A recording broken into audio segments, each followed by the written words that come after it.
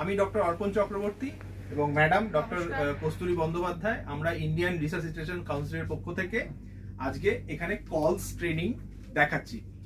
আমাদের যে কোনো জায়গাতে যদি কোনো লোকের কার্ডিয়াক অ্যারেস্ট হয়, সেটা আপনার বাড়িতে হতে পারে, সেটা আপনার বাজারে হতে পারে, সেটা কোনো মলে হতে পারে, সেটা কোনো রেল স্টেশনে হতে পারে, যেটা কোনো এয়ারপোর্টে হতে পারে। তো আমরা কিভাবে উইদাউট মেডিকেল হেল্প, সব জায়গাতে মেডিকেল হেল্প পাওয়া যায় না, হসপিটালের মেডিকেল হেল্প পাওয়া যায় না, তো কিভাবে আমরা সেই কার্ডিয়াক অ্যারেস্ট যার হয়েছে, যার হঠাৎ করে হার্ট অ্যাটাক হয়ে কার্ডিয়াক অ্যারেস্ট হয়ে গেছে, সেই মানুষটাকে কিছু ম্যানুয়েভার করে, কিছু সিম্পল ম্যানুয়েভার করে আমরা তাকে কিন্তু পুনর্জীবিত করতে পারি। এটা একটা সিপিআর এর একটা পার্ট। সিপিআর মানে হচ্ছে কার্ডিও পালমোনারি রিসাসিটেশন। কার্ডিও হচ্ছে হার্ট, পালমোনারি হচ্ছে লাংস, রিসাসিটেশন মানে হচ্ছে পুনর্জীবন, পুনর্জীবিত করছি, কিছু এমন কিছু করছি, কিছু ম্যানুয়েভার করছি যা করে হার্ট এবং লাংসটাকে পুনর্জীবিত করছি, যাতে ওই কার্ডিয়াক অ্যারেস্ট ভিকটিম যে হচ্ছে, যার কার্ডিয়াক অ্যারেস্ট হয়েছে, সে আবার প্রাণটা ফিরে পায়। এবং আমরা সেই কাজটা ততক্ষণ করব যতক্ষণ পর্যন্ত আমাদের অ্যাম্বুলেন্স না রিচ করছে। তো আমাদের ম্যাডাম সেই পার্টিকুলার স্টেপস গুলো, এখানে একটা কতগুলো স্টেপস আছে যেগুলো আমাদের প্রপারলি ফলো করতে হবে, এবং বাইস্ট্যান্ডার যে কেউ যারা চারপাশে আছে, তারা যদি সেই কলস ট্রেন্ড হয়, তারা কিন্তু ওই পার্টিকুলার কার্ডিয়াক অ্যারেস্ট ভিকটিমকে বাঁচাতে পারবে। এগুলো আমরা দেখেছেন আগে, আমরা আরেকবার করে প্রপারলি ট্রেন্ড ওয়েতে কলসের ফলোগুলো করব। ম্যাডাম নমস্কার, থ্যাংক ইউ ডক্টর অর্পণ একটা ভালো ইন্ট্রোডাকশন দেওয়ার জন্য। যেটা বলার যে, যেমন ডক্টর অর্পণ বললেন, আমাদের এই যে কলস কম্প্রেশন অনলি লাইফ সাপোর্টের 4টে পার্ট আছে। ওই 4টে পার্টকে আমি স্টেপ ওয়াইজ আগে দেখিয়ে দেব, তারপরে প্রত্যেকটা পার্টের কিছু ইম্পর্টেন্ট পয়েন্টস আছে যেগুলো আমরা ডিসকাস করব। ঠিক আছে? আমাদের কাছে দুটো অপশন হতে পারে। একটা হচ্ছে আমার চোখের সামনে একজন কোল্যাপস করলেন, আর একটা হচ্ছে অলরেডি একটা ভিকটিম কোল্যাপস করেছেন, আমি সেখানে পৌঁছলাম। দুটোর ক্ষেত্রেই আমি আগে will check for the scene safety, আমি সেফ কিনা। So I have check for the scene safety. Now আমি পেশেন্টের রেসপন্স চেক করব। হ্যালো, আপনি ঠিক আছেন? ঠিক আছেন তো? এখানে দুটো রেসপন্স হতে পারে, the patient is not moving, not talking, not groaning, not breathing. Response check করার সময় আমরা চেষ্টাও দেখব, পেশেন্ট নিঃশ্বাস নিচ্ছে না বা অ্যাবনর্মালি নিঃশ্বাস নিচ্ছে, যাকে আমরা বাংলায় খাবি খাওয়া বলি। তাহলে আমি কি করব? সেকেন্ড পার্ট হচ্ছে activation of the emergency response system. দাদা, আপনি একটা অ্যাম্বুলেন্সকে ডাকুন as fast as possible. So I have activated the emergency response system. এবার আমি চেস্ট কম্প্রেশন দেওয়ার জন্য নিজেকে পজিশন করব। পেশেন্টের পাশে যতটা কাছে যাওয়া যায় পজিশন করব। এই যে লোয়েস্ট রিব, যেটা রিব কেজটা আগে পেশেন্টকে আমাকে এক্সপোজ করতে হবে, চেস্টটা লোয়েস্ট রিব কেজকে ফলো করব। এখানে একটা অ্যাঙ্গেলে দুটো রিব কেজ মেলে, এটাকে আমরা জিফিস্টার্নাম বলি। এখানে দুটো ফিঙ্গার রাখবো, তার উপরে হিল অফ মাই হ্যান্ড রাখবো, এটাকে হিল অফ দ্য হ্যান্ড বলে। হিল অফ দ্য পাম রাখলাম, এই পামটাকে আমি লক করলাম। দেখবেন আমার ফিঙ্গার্স গুলো বা আঙুলগুলো কিন্তু চেস্টকে টাচ করছে না, সেগুলো কিন্তু উপরে আছে।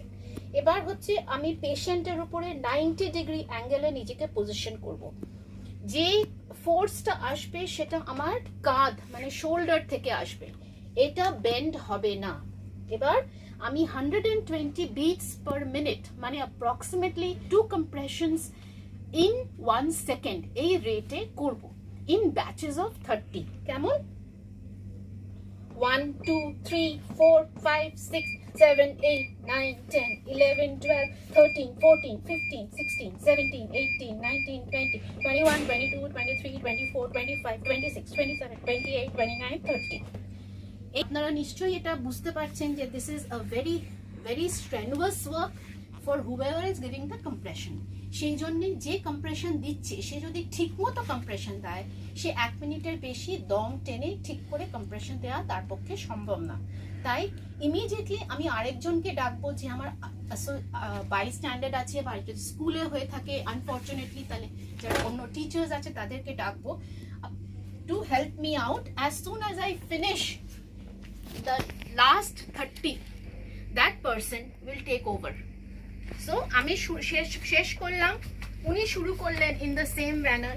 উনি ডিটেক্ট করলেন কোন জায়গায় হাতটা রাখবেন, রেখে উনি শুরু করলেন।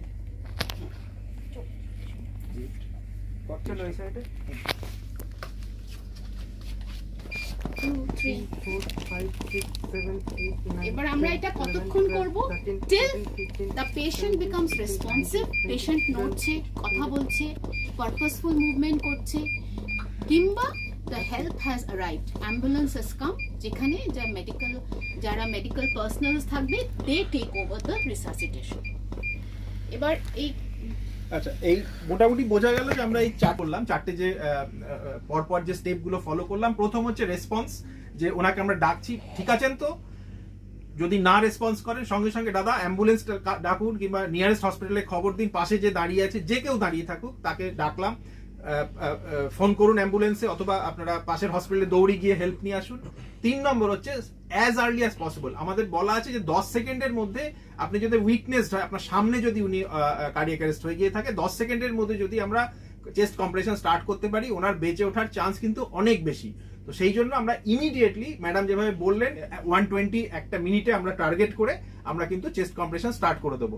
এবং যেহেতু এটা একটা স্ট্রেনুয়াস ওয়ার্ক, আমরা কিন্তু অন্য যে কল স্ট্রেন্ড আছে তাকে ডেকে নেবো, আমি 1 মিনিট দিলাম, ও আর 1 মিনিট দিল, এইভাবে কন্টিনিউয়াসলি চেস্ট কম্প্রেশন কিন্তু বন্ধ করা যাবে না। দুটো জিনিস মাথায় রাখতে হবে চেস্ট কম্প্রেশন দেওয়ার সময়, আমাদের হাত যেটা লক করে করব এবং এই আঙুলগুলো যাতে চেস্টে টাচ না করে, তাহলে রিবস ভেঙে যাওয়ার একটা চান্স থাকবে। শুধুমাত্র এই হিলটা দিয়ে, পামের যে হিলটা আছে এটা দিয়ে কম্প্রেশন হবে। সেকেন্ড হচ্ছে যতটা কম্প্রেস করব ততটাই আবার রিকয়েল করব, ছাড়বো ততটা। কারণ এই যখন কম্প্রেশন করছি তখন হার্টের থেকে রক্তটা সোজা মাথায় এবং শরীরের অন্যান্য অর্গানে পাম্প করছি, যখন ছাড়ছি তখন এই রক্তটা যেটা হার্টের মধ্যে আমাদের ভেনাস রিটার্ন, পা থেকে পেট থেকে সেই রক্তটা আবার হার্টে এসে ভর্তি হয়ে যাচ্ছে। এই দুটোই ইম্পর্টেন্ট এই কলসের ক্ষেত্রে। তো এই 4টে যে স্টেপ আছে এটা মাথায় রাখবেন।